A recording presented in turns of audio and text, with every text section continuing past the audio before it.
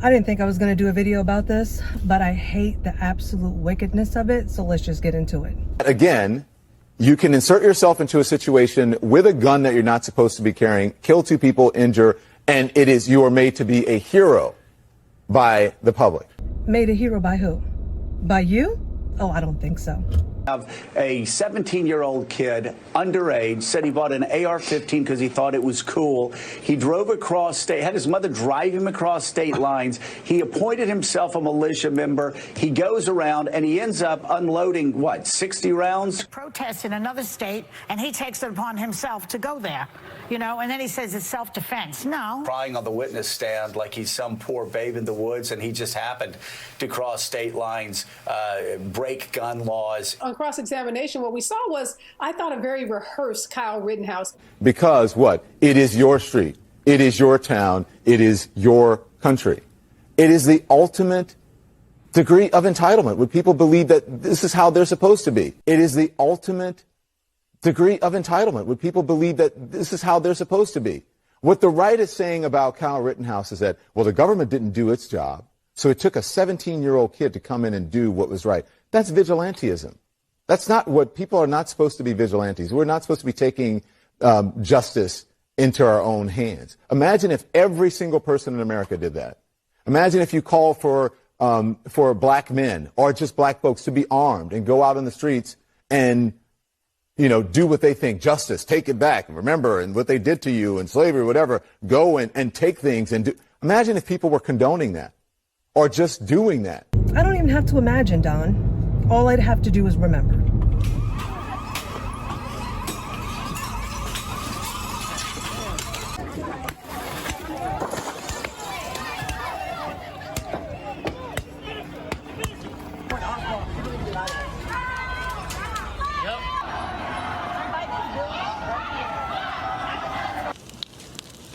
People become upset and they take to the streets and they start to protest. And then you say, well, why aren't you protesting peacefully? Well, you tried. So what do you have people do?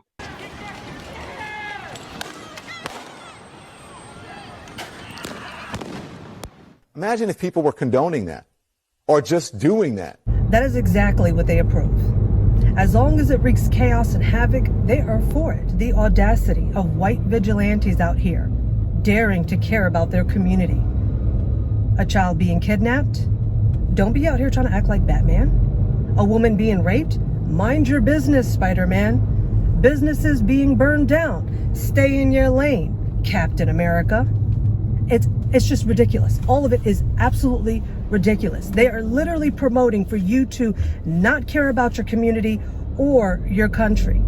Not only do they condone violence and crime, but listen to what they want us to remember. Who it is that we should be remembering. Hit it, Joy. Let me just remind people of the names of the victims. Joseph Rosenbaum, who was 36 years old. Anthony Huber, who was 26. Gage Grosskreutz, who's only 27 years old, was injured. These are the victims. These are the people that people ought to remember are the people who were hurt here, not the person who was crying on the stand today. This is who we should keep in mind? A child rapist? Wait a minute. Let me give you a little bit more information about this child rapist. This wasn't, he was 19 and he had a 17-year-old girlfriend. No. He raped children. The victims were 5 boys between the ages of 9 and 11. And this is who we should be remembering. Not only that, but we have a wife beater and a robber. This is the side you want me to stand on? This is what they want you to side with. Criminals committing crimes. Yeah, I don't think so. But let's also hear how the prosecution explained what this young man was doing. So what does he do that night? Oh, let me tell you all the awful things Joseph Rosenbaum did. He tipped over a porta potty that had no one in it. He swung a chain. He lit a metal garbage dumpster on fire. Oh, and there's this empty wooden flatbed trailer that they pulled out in the middle of the road, and they tipped it over to stop some bearcats, and they lit it on fire. Oh, and he said some bad words. He said the N-word. Just a fire in a dumpster? Wait, did you miss the part where they were trying to push it into a gas station? Did we totally miss that? So you just wanted like a whole explosion in this neighborhood. Not a big deal at all. Barricading the roads and lighting it on fire? Nothing wrong with that. How dare you stop this?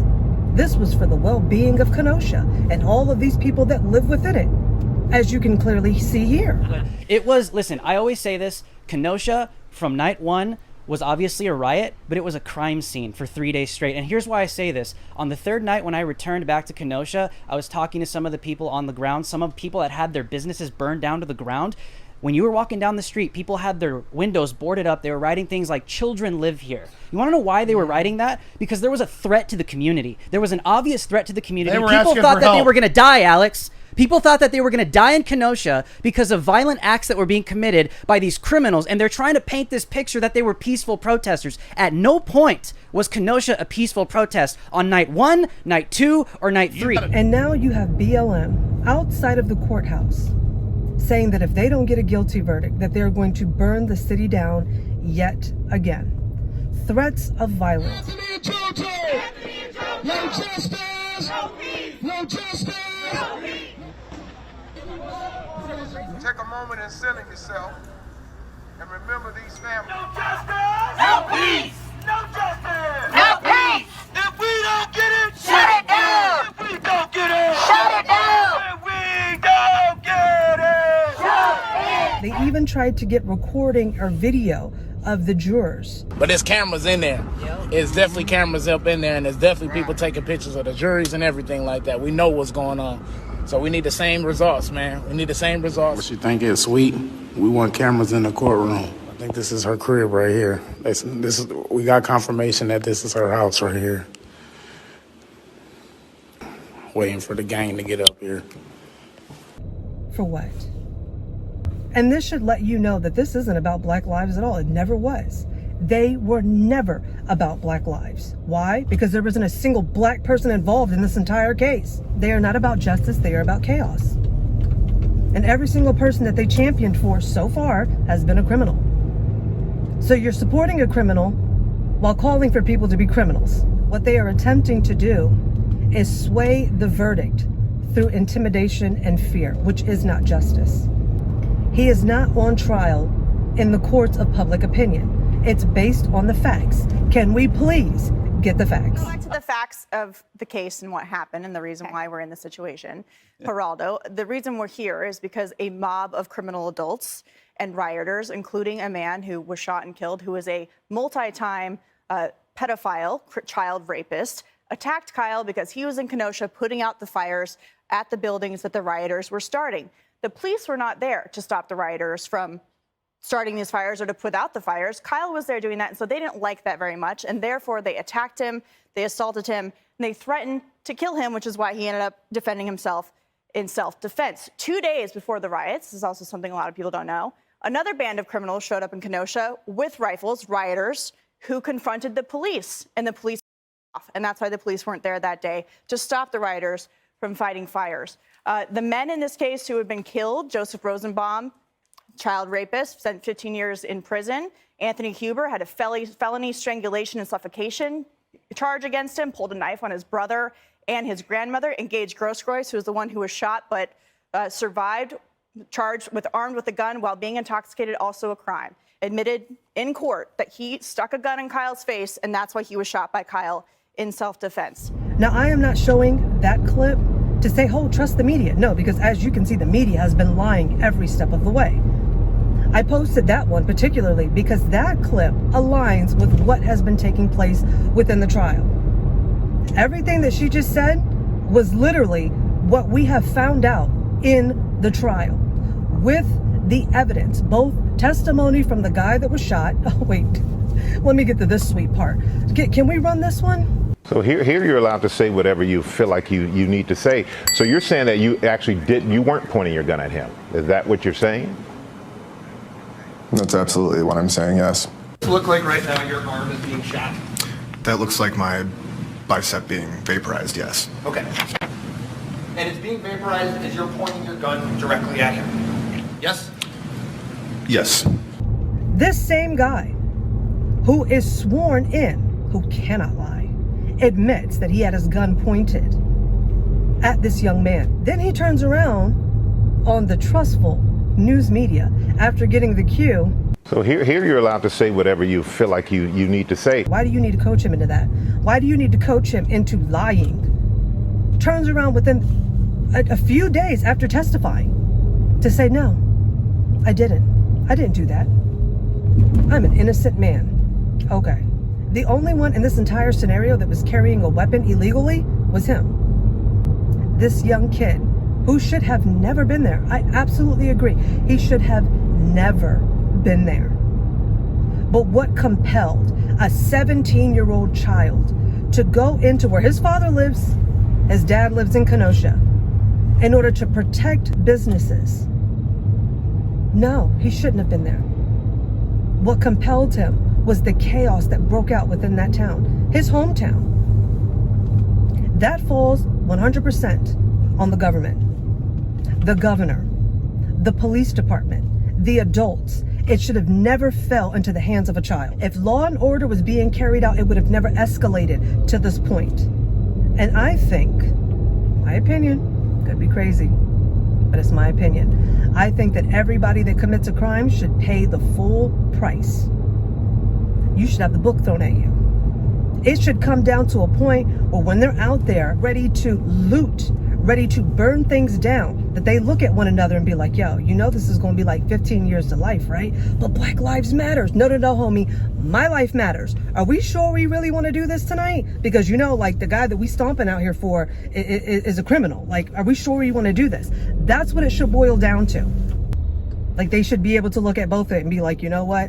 I don't like what happened, but let's just see what justice, like what the courts do. You know, let's look at all the evidence. Let's hear what actually took place, and then we can come to a determination. Then we can pursue legally. But I don't think this is the route that we should be taking. It just don't seem wise. You know, it should come to that. But the fact that these people have been given a slap on the wrist, immunity, championed in the media, no, this should not be. It is absolute lawlessness. So the audacity that they would even try to intimidate the jurors to giving them a verdict that is not just, I cannot stand with. For them to give him a guilty verdict would be a miscarriage of justice. And if you can look at this entire video and still stand on the opposite side and believe that this young man is guilty, you're a reprobate. There's no way that you can look at all of this and be okay with it. Even the media. I mean, I would be amazed. I am amazed, actually, that people still listen to them. They're liars. They are absolutely wicked. They are the division in this country. And I think the most disgusting thing about all of it is what they are willing to do to destroy a child. He was 17. Y'all went to this extent to lie the way that you did to destroy a 17-year-old child that did absolutely nothing wrong? It's disgusting. Proverbs 17, verse 4, an evildoer listens to wicked lips, and a liar gives ear to the mischievous tongue. If you are listening to anything that the mainstream media has to say about this case, and it does not fall in line with what has actually been presented in the case, they're openly showing you that they are liars. And I would question everything that they would have to say from this point out. We want justice. We want truth. It's not based on public opinion. It's not based on fear and intimidation. It is based on the truth. So, yeah, I pray that Rittenhouse not only gets vindicated, but compensated. I know that you've been blessed in your hearing. And as always, family, grace and peace.